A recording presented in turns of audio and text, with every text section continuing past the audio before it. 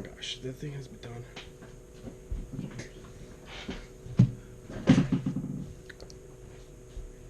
Alright.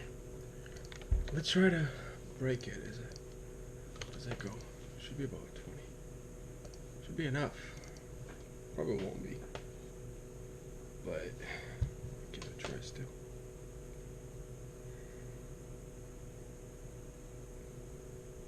It's a beautiful life, man. I'm in my room. It's a beautiful life. I'll tell you that much.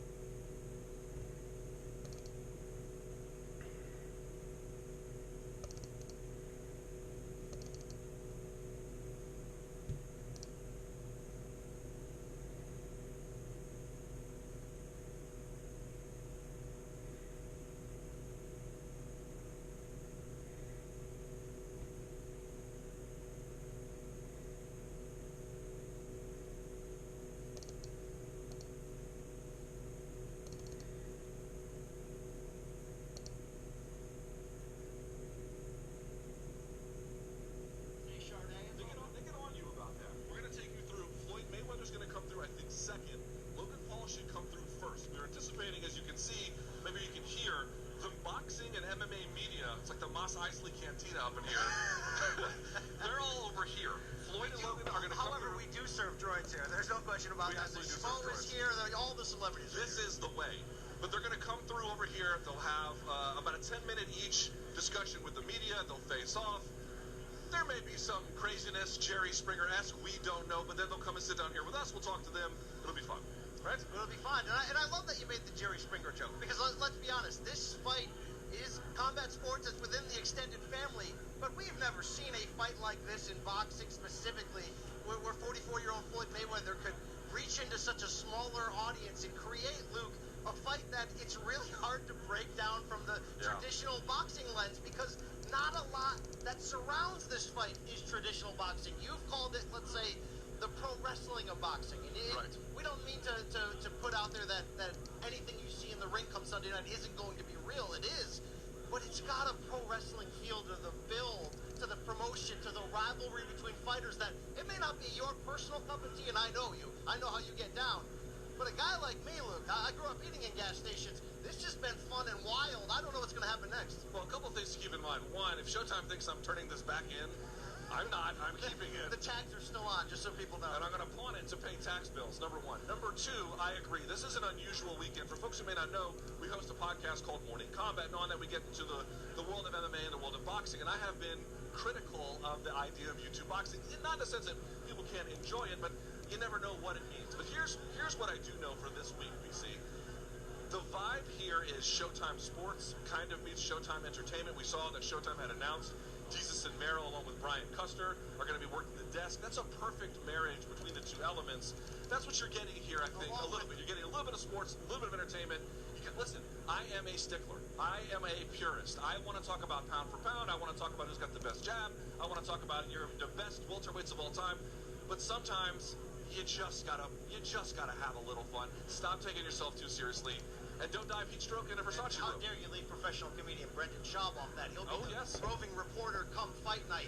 But another part, or maybe really the central part of what makes this fight so unique, and what we want to talk to both fighters about, Luke, and why we've never really seen something like this, is Floyd is a career welterweight who fought at junior middleweight, fought as high as 151.5 pounds, I believe, was the weight he came in against Canelo Alvarez. But he's fighting a guy who could be 40 to 50 pounds heavier, who's 6 inches taller.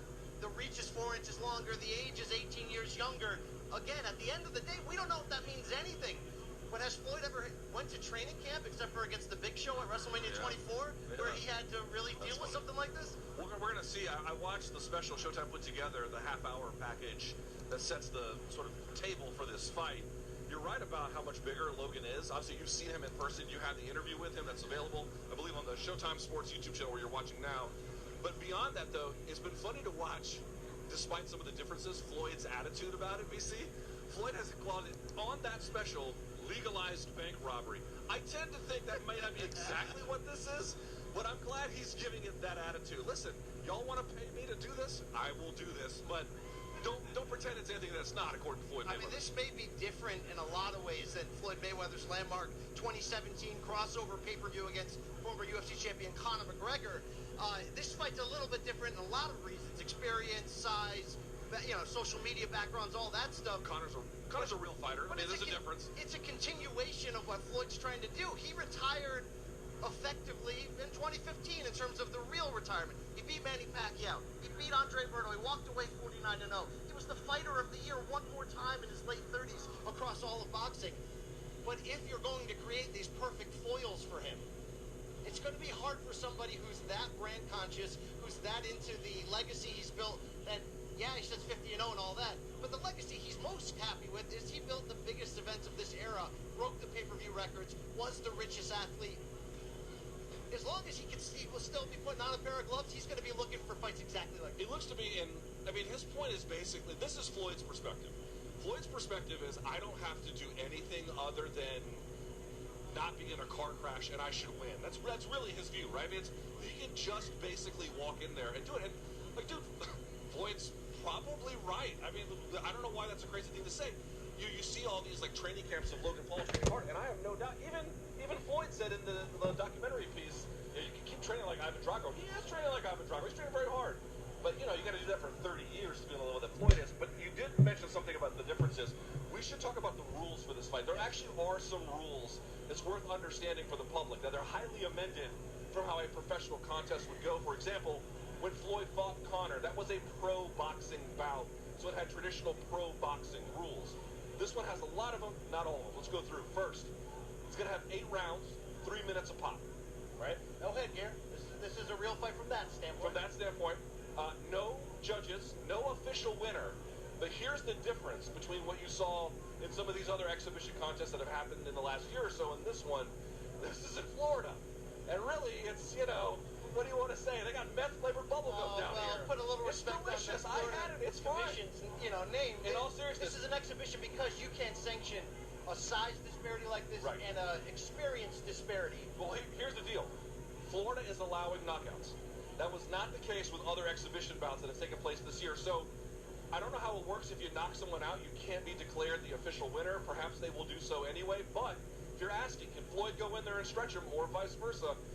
The answer is yes. They are allowed to. And look, that's a big part of a fun carnival fight like this. Being respectful, but it is. It's a circus. It's a bazaar. It's something that, again, I'm into. Is fans want to have that chance for that resolution of a knockout. Why? Not only do the chicks still dig knockouts, last time I checked, but also with this kind of fun, Luke, it's you want it to be as over the top and ridiculous as it can be. Right. Like you want to see, but also you got to deliver. The train wreck ending and the deliver in the crossover there. And as much as we want to get into the difference in age and size and all that other stuff, it's still 2 grown men fighting at the end of the day. Still anything can happen in there.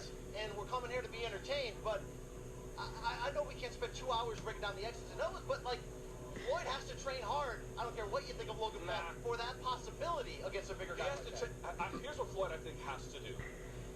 It doesn't matter who you are, and it doesn't matter who your opponent is. If they throw a hard enough punch and if it lands, there is no magic in this world. It counts. It can count, not for points in this particular case because there are no judges, but Logan Paul is a big, strong kid. Whatever else you want to say about him, he's a big, strong kid. If he connects clean, that is something that that Mayweather's going to have to reconcile. On the other hand, we see, we got to, I don't know exactly what no cap means. I think I have some idea, I'm completely washed. You mean gotcha hat? Yeah, here's what I want to say about that. Okay, dude, Floyd's been retired for some time. No doubt about it. But the best pro boxers in his era had a hard time landing clean on him. You can't lose sight of that. I don't care how long the guy's been retired. That's just a fact. Yeah, and look, we're both combat sports veterans. I'm a boxing veteran. It's obviously going to be hard for me to outright make a case or an avenue to victory for Logan Paul. It's got to be something. You just don't want to dismiss him. It's got to be something wild and crazy, but you cannot dismiss a guy who's, an athlete, 28 years old, has a decorated high school football and amateur wrestling background. Thank you. I'll raise that up a little higher there. The sweat is pushing down the I understand. Right I'm a good player. And a guy who's going to at least take this opportunity. You know, it may not feel serious from the build-up when we do Got Your Hat and the jokes and Logan Paul is a self-proclaimed troll and all that. But if you're going to take it serious, you're going to put your best foot forward, knowing the danger in there. He's done that. Both brothers, Jake Paul, his younger brother, who of course just signed with Showtime Sports and has a big fight coming up. They're both in there with professional trainers, you know, top-level sparring partners. Boxing people, they're doing it the right way. You're not going to be able to vouch for their actual ability level until they keep challenging themselves. Both are doing that to a high degree, and they're each of their next 2 fights. We're going to find out a lot about it. I actually feel like they're not doing it the right way, but the question is the old way of the right way the only way?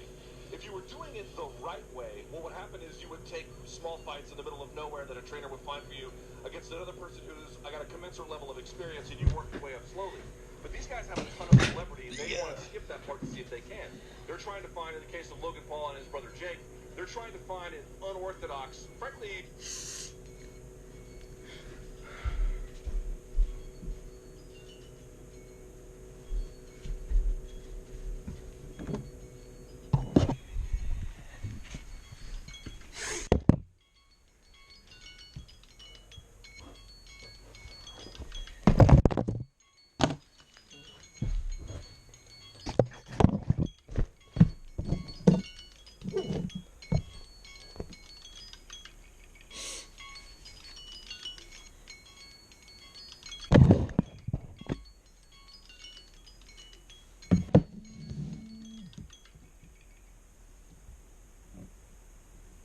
Алло, мамуль?